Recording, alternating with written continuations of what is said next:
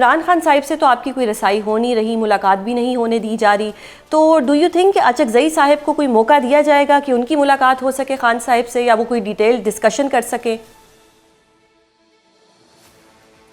मैं क्या कह सकता हूँ, दिया जाना चाहिए। इसमें ये हक है इमरान खान का, न सिर्फ अचकज़ई साहब को, उनकी बहनों को, बुशरा बीबी की बेटियों को, इमरान खान साहब के वकला को, सबको उन तक रसाई जो है देना एक कानूनी आइनी फरीज़ा है। तो ये करना होगा, जल्द या बदेर तो करना ही होगा। वकला के बगैर मुकदमात आगे नहीं बढ़ सकते। किसी मुकदमे में खान साहब की तरफ से कोई जवाब नहीं आ सकता। बहरहाल हम देखेंगे। सर, ये क्वेश्चन मैंने इसलिए किया क्योंकि हुकूमत बड़ी क्लियर है कि 8 फरवरी से पहले खान साहब की किसी से भी मुलाकात नहीं होने देंगे, ताकि खान साहब कोई 8 फरवरी के लिए कोई स्ट्रेटजी ना बता दें, कोई रोड मैप ना दे दे। तो इसलिए ये सवाल मैंने किया कि मैं कुछ नहीं कह सकता कि होने दी जाएगी या नहीं होने दी जाएगी। ये तो जो मनसूबा साज हैं, जो मुसल्लत हैं निज़ाम पे, उनकी सोच पर मुनहसर है ना, तो उनकी सोच को मैं तो नहीं जानता। सर, अब क्या टास्क होगा? मतलब अपोजिशन लीडर भी अगर तैनात हो जाते हैं, एक सेनेट में हो जाते हैं और एक कौमी असम्बली में हो जाते हैं, तो अब क्या टास्क होगा कि मुज़ाकरात किए जाएंगे या स्ट्रीट मूवमेंट को आगे बढ़ाया जाएगा?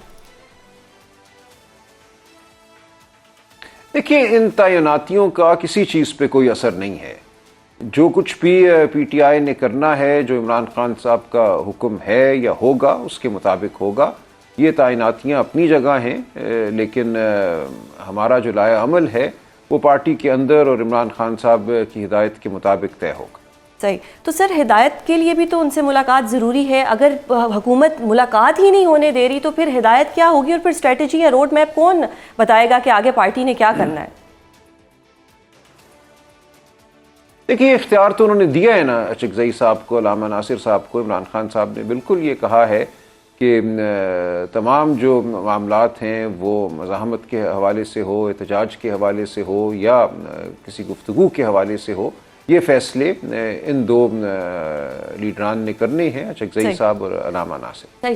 सर, अगर पीटीआई की बात की जाए तो पीटीआई कहती है कि मुज़ाकरात भी किए जा सकते हैं, एहतजाज को भी साथ लेकर चल सकते हैं, यानी कि प्रेशर भी बनाया जाएगा, बातचीत भी होगी।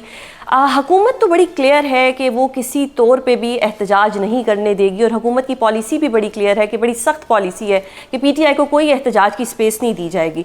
तो सर, फिर अब क्या होगा? नहीं, एहतजाज क्या होता है? एहतजाज की स्पेस क्या है?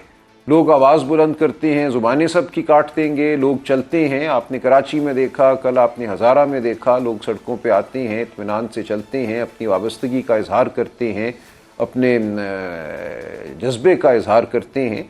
तो कैसे इसको रोकेंगे? ये बर्बरियत और बदमाशी होगी ना अगर आपने ये करने से लोगों को रोका। ये एक बुनियादी तरीन हक है किसी जिंदा इंसान का कि वो अपनी आवाज़ बुलंद करे, सड़क पे चले, अपने रफ़क़ा के साथ चले, अपनी वाबस्तगी का इजहार करे।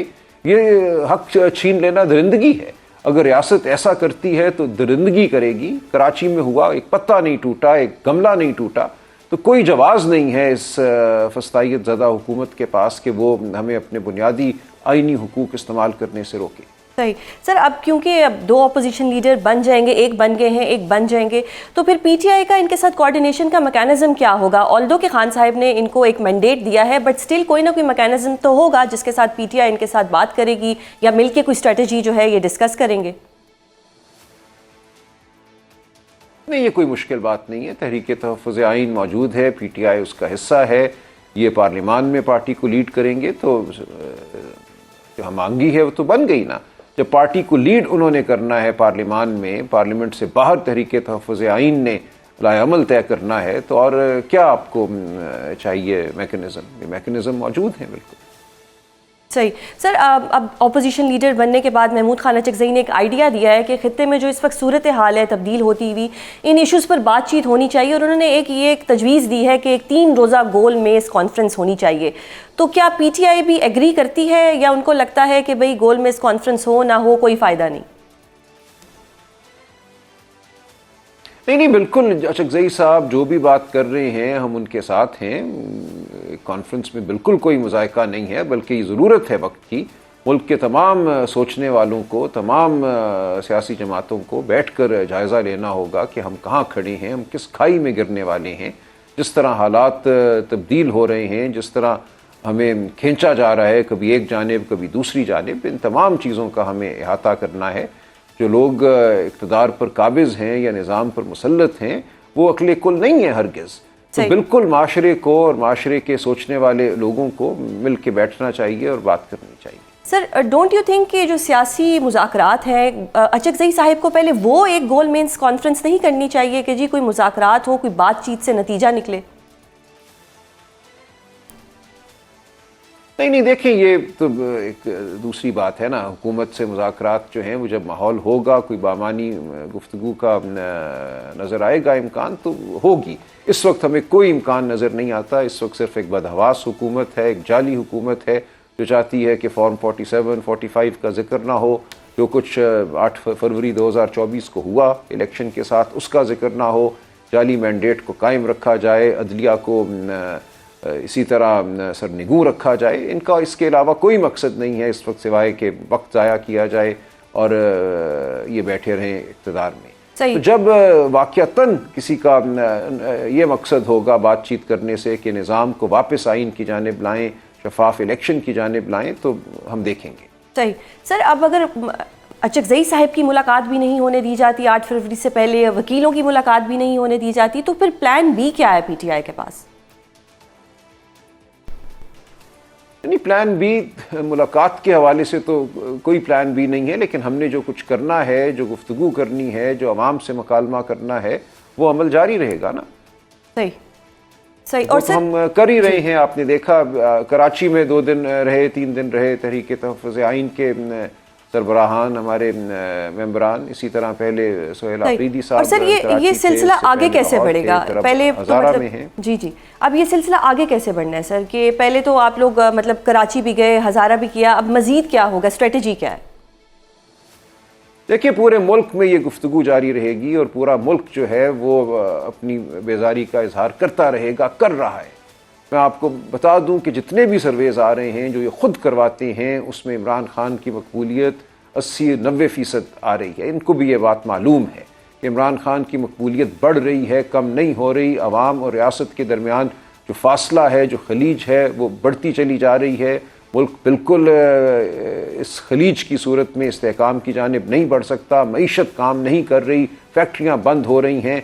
पिछले 6 माह में, पिछले साल के 6 माह के मुकाबले में तकरीबन $800 मिलियन सरमायाकारी इस मुल्क में कम हुई है, बेरोज़गारी बढ़ी है। तो बिल्कुल ये एक तबाही की जानिब हम बढ़ रहे हैं। तमाम झूठे दावे के स्टॉक एक्सचेंज ऊपर चढ़ गया। स्टॉक एक्सचेंज के ऊपर चढ़ने से किसी के पेट में रोज़ी नहीं जाती, किसी को नौकरी नहीं मिलती। चंद अमीर लोग पैसा डाल दें ज़मीन से निकाल कर, प्लॉटों फाइलों से निकाल कर, तो स्टॉक एक्सचेंज ऊपर चला जाता है। कुछ भी इस वक्त इस मुल्क में ठीक नहीं हो रहा। जो बिजली की कीमतें हैं वो आसमान की जानिब हैं। उनके होते हुए, ऊंची कीमतों के होते हुए ना आप बरामदात कर सकते हैं, एक्सपोर्ट्स आपकी नहीं हो सकती, आप दुनिया में कम्पीट नहीं कर सकते। और ये बड़ी कीमतें जो हैं, जो खौफनाक हद तक बढ़ी हुई कीमतें हैं बिजली की, इनका बराह रास्त ताल्लुक है हुकूमत के साथ, हुकूमत की गलत पॉलिसियों के साथ। PMLN की हुकूमत हो या पीपल्स पार्टी की हुकूमत हो, जो पिछले 20, 30, 40 साल में इन्होंने फैसले किए, जिस तरह ये IPPs लगे, उनके साथ जो मायदे हुए, ये सब आज हमारे सामने एक आफत की सूरत में ये सब कुछ खड़ा है। तो ये तमाम चीज़ पाकिस्तान के अवाम के सामने है। एक तरफ शहाना ऐशो इशरत है, दूसरी जानिब बंद होती फैक्ट्रियाँ हैं, बेरोज़गारी है, गुर्बत है। तो ये इस तरह निज़ाम नहीं चल सकता।